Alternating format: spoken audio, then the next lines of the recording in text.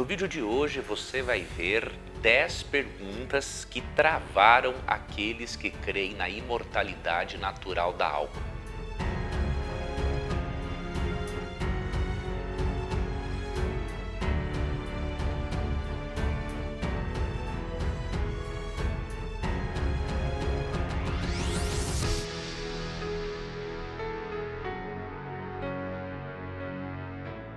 Depois que eu respondi a uma pergunta do pastor Elias Soares, a pergunta que, segundo ele, havia travado os teólogos adventistas, respondi tanto num vídeo quanto no meu e-book, eu decidi compartilhar essas 10 perguntas sobre a imortalidade da alma, não para desafiar e provocar você, muito pelo contrário. O meu propósito com essas perguntas é ajudar você, incentivar você a argumentar biblicamente. Várias pessoas, por terem tido uma escola apologética péssima e bastante deficiente, elas aprendem a discutir pessoas ao invés de discutirem ideias. Elas aprendem a atacar pessoas ao invés de contra-argumentarem com ideias. Então, o meu propósito nessas 10 perguntas é ajudar a você a argumentar. Quando você argumentar em relação a essas 10 perguntas aqui no meu canal, eu vou curtir todas as respostas, sejam respostas a favor ou contra. Porém, eu só vou responder, me deter naqueles comentários que foram para o campo das ideias. Comentários de ataque, comentários que não fazem uso de argumentação, mas apenas de uma linguagem irada, diríamos assim, eu não vou me deter, não vou perder o tempo com isso, porque eu quero incentivar a todo internauta, concordando ou não com o pensamento que eu apresento, eu quero incentivar o internauta a discutir ideias. Porque quando nós discutimos ideias, nós não caímos no poço da mediocridade que é discutir pessoas. Se Jesus diz em Mateus 7, 1 e 2 que não devemos julgar para não sermos julgados, se Colossenses 4, 6 diz que as nossas palavras devem ser temperadas com sal para respondermos devidamente às pessoas, não podemos discutir pessoas, não podemos pregar um debate de ódio. Nós precisamos sim discutir ideias, mesmo que em algum momento possamos cometer um erro, um exagerinho e tudo mais, mas discutindo ideias, seremos cristãos, aprenderemos de verdade e fazendo isso de uma forma pacífica, vamos pedir desculpas e reconhecermos os nossos erros muitas vezes na abordagem.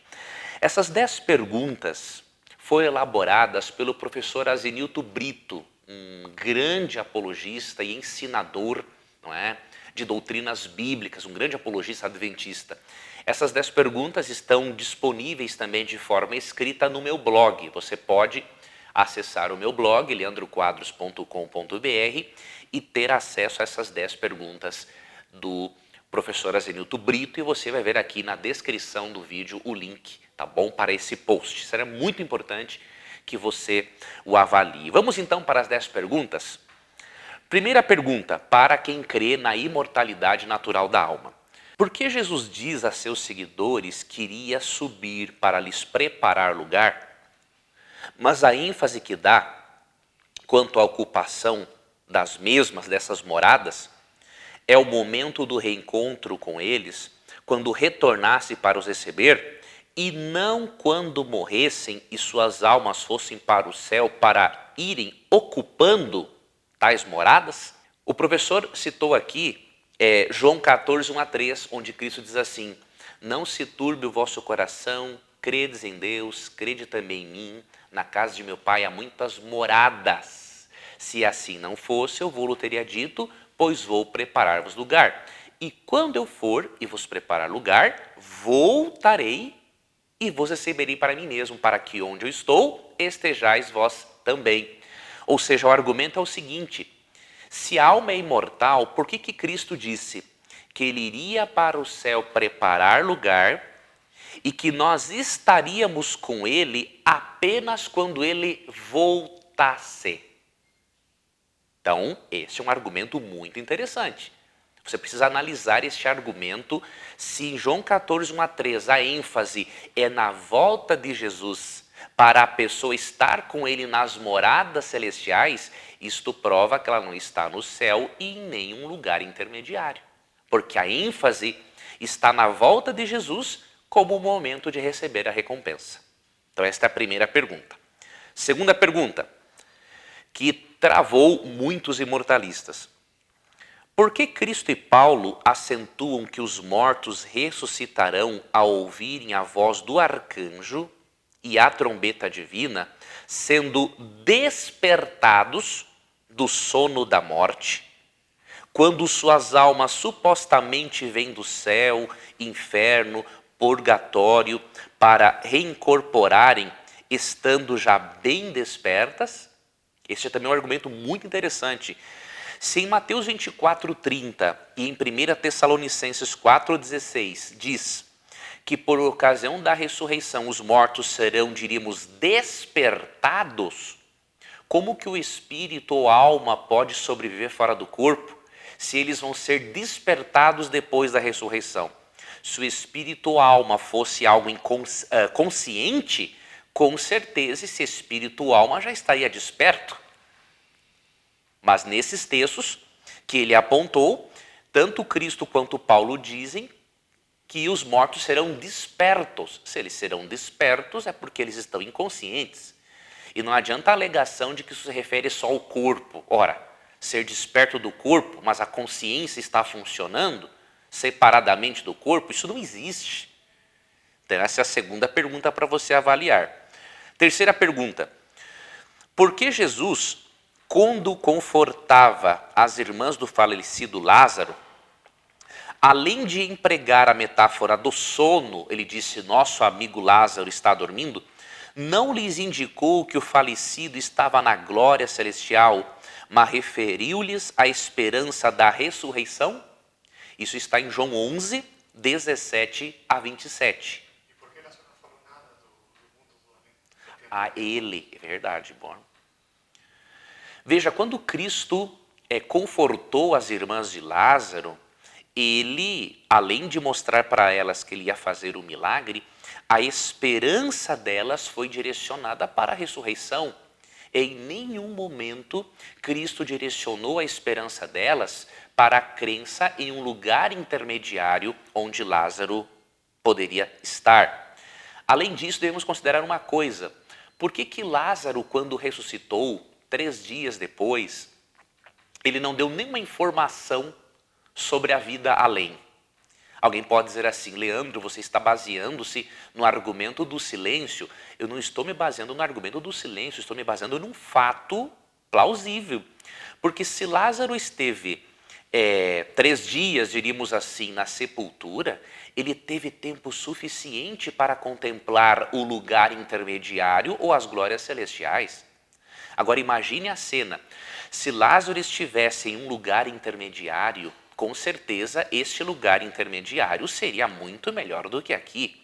Ou se ele estivesse no céu, obviamente infinitamente melhor. Agora imagine Cristo dizendo assim, Lázaro, saia daí e desce aqui para este corpo em decomposição, porque eu quero te trazer de volta para este mundo. Com certeza Lázaro iria reclamar até não aguentar mais. Porque Jesus estaria fazendo uma judiação com ele, tirando ele de um lugar melhor, trazendo para um lugar pior. Então Lázaro não tinha informação alguma do que acontece depois da morte. Por quê? Porque a metáfora do sono, quando é empregada a Lázaro, está dizendo que a morte é um estado de inconsciência. Isso é muito claro no texto bíblico. Vamos então para a quarta pergunta, que travou imortalistas. Quando Cristo ressuscitou a Lázaro, após estar o seu amigo morto por 4 dias, tirou-o do céu, do inferno ou do purgatório? Se foi do céu, fez-lhe uma maldade, trazendo-o de volta para sofrer nesta terra. Se foi do inferno, pouco provável, pois era um seguidor do mestre, concedeu-lhe uma segunda oportunidade de salvação, o que é antibíblico. Aqui complementa o que eu havia argumentado anteriormente. Quinta pergunta. Onde é dito que o lago de fogo que acontece sobre a terra, Apocalipse 20, versos 9, 14 e 15, se transfere para alguma outra parte do universo e ali continua queimando, quando o contexto imediato diz que logo em seguida à segunda morte, o profeta viu novo céu e nova terra e o mar já não existe. Apocalipse 21, 1. Muito interessante esse argumento. A Bíblia diz em Apocalipse 20, versos 4, 14, 15, 2 Pedro 3, 10 a 13, que o lago de fogo será aqui na terra. Logo após o milênio, haverá um lago de fogo em que os ímpios serão castigados proporcionalmente às suas obras, ou seja, uns queimarão mais e outros menos, e depois esse lago de fogo deixará de existir. Agora, a Bíblia não menciona em nenhum momento que depois que esse lago de fogo for aceso aqui no planeta, ele vai ser transferido para um outro lugar do universo para continuar atormentando os ímpios.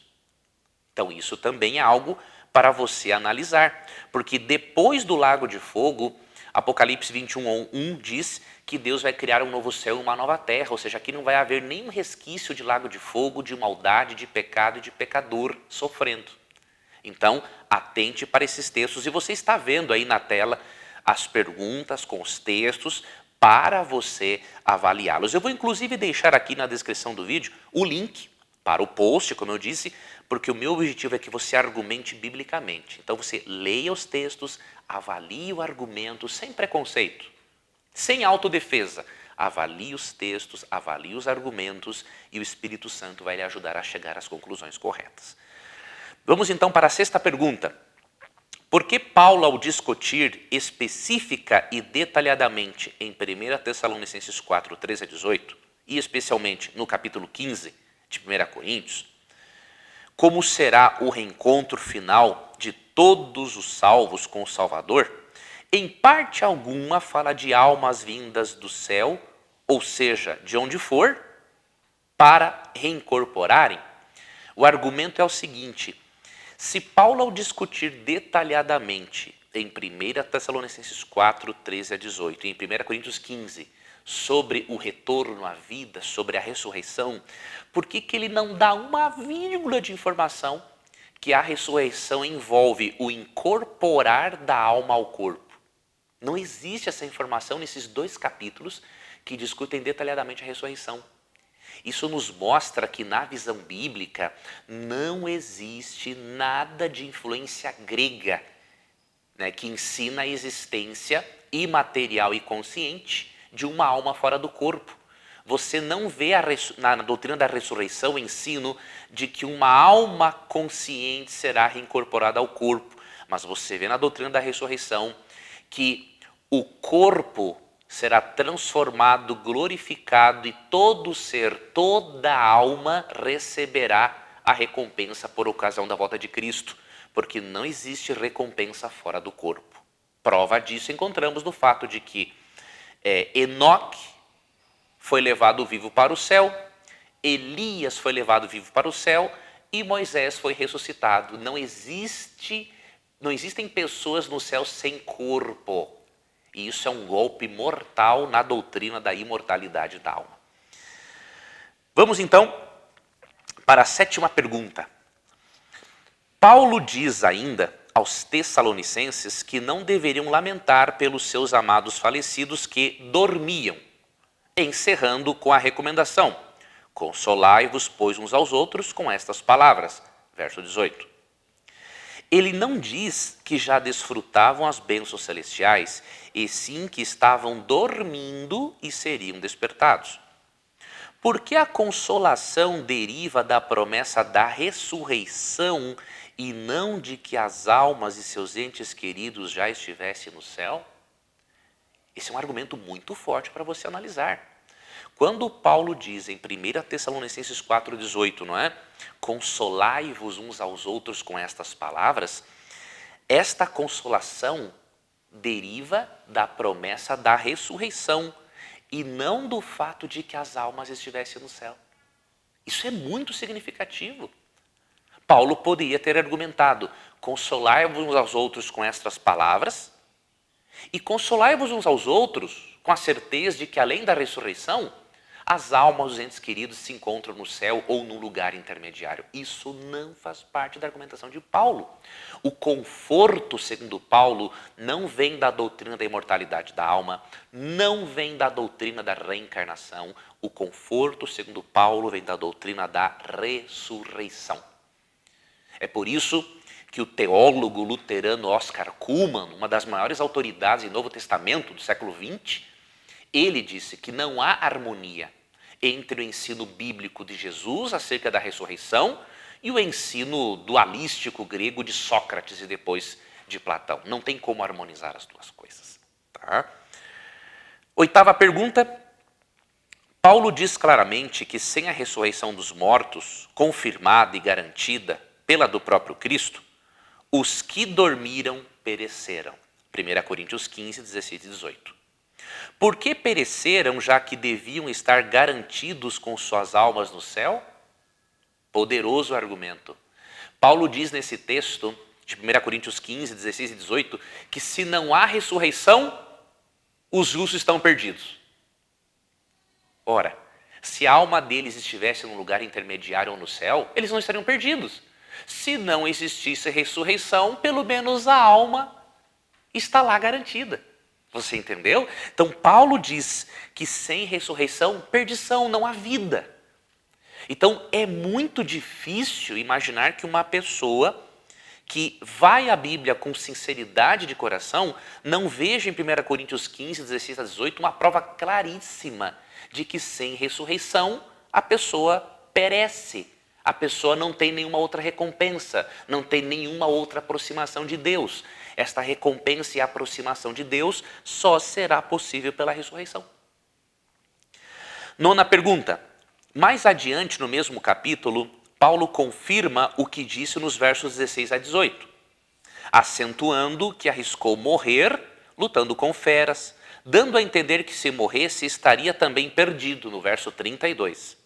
Ao comentar comamos, bebamos, que amanhã morreremos, não estaria claramente indicando que sem a realidade da ressurreição não há esperança alguma de vida eterna? Então avalie também este argumento. O apóstolo Paulo mostra de forma clara que sem ressurreição não há consciência. E a 10ª pergunta que travou a muitos imortalistas é a seguinte: por que Jó fala de sua esperança em ver seu Redentor na minha carne, entre aspas, quando ele finalmente se levantará sobre a terra e não queria vê-lo quando sua alma fosse para o céu? Jó 19, 25. Não cabe aqui alegar que Jó não tinha informações suficientes sobre a vida após a morte, porque Jó concorda perfeitamente com Paulo no Novo Testamento e com o restante dos autores no Antigo e no Novo Testamento. Em Jó 19, 25, sobre inspiração divina, Jó disse o seguinte, que na sua carne ele veria a Deus quando se levantasse sobre a terra. Jó, em Jó 19, 25, não ensina que é possível ver a Deus fora do corpo, fora da carne. Ele não ensina que é possível ver a Deus sem ressuscitar ou antes da ressurreição. Ou seja, querido amigo internauta, a Bíblia, no Antigo e no Novo Testamento, defende a doutrina da ressurreição como o meio estabelecido por Deus para trazer os mortos à vida e à consciência.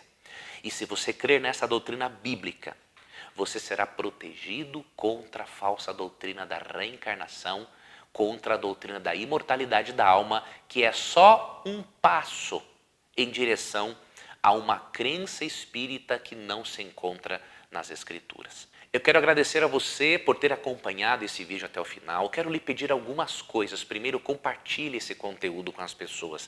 Eu sei que você tem amigos, familiares que creem na imortalidade da alma. Talvez você que esteja assistindo creia também, mas analise os textos, compartilhe esse vídeo para que outras pessoas reavaliem as suas crenças. Segundo pedido que eu faço, e na verdade é um aviso, vou lançar muito em breve o Seminário de Saúde e Educação Financeira Bíblica. Eu já estou aí com alguns milhares de inscritos e eu espero que você não perca a sua vaga. Eu vou disponibilizar 4 ou 5 aulas gratuitas que vão revolucionar a forma como você lida com o dinheiro. E, mais importante ainda, você vai aprender na Bíblia e também com autores que entendem do assunto, mas especialmente na Bíblia, como administrar suas finanças para você conseguir realizar os seus sonhos e também ajudar na pregação do Evangelho. Então, vá no link aqui na descrição do vídeo, se inscreva, você vai colocar ali o seu nome e seu e-mail e apenas isso. E aí eu terei o seu e-mail para que quando eu colocar no ar as aulas, eu for avisando ou avisando-a por e-mail. Faça a sua inscrição agora para que você não perca esta oportunidade. Espero contar com a sua companhia, então, num próximo estudo.